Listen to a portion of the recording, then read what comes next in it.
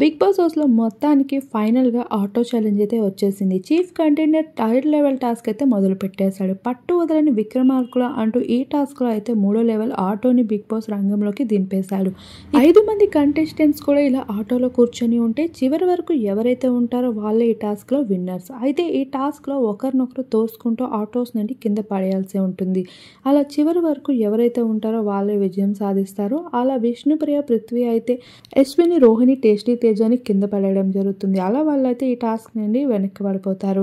ఇక అశ్విని అయితే విష్ణుప్రియతో గొడవాడుతూ కనిపిస్తుంది. ఇక పృథ్వీ, అశ్వినిల మధ్యన కూడా గొడవ అయితే జరుగుతూ ఉంటుంది ఆటో నుండి కింద పడేసిన విధానంపై. ఇలా పట్టు వదలని విక్రమార్కుడు టాస్క్లో అయితే విష్ణుప్రియ, పృథ్వీ మొదటిసారిగా కలిసాడారనే చెప్పుకోవచ్చు ఈ సీజన్ మొత్తంలో. ఏది ఏమైనా విష్ణుప్రియ కష్టానికి తగ్గ ఫలితం అయితే పృథ్వీ అందించేశాడు ఈ ఆటో ఛాలెంజ్లో.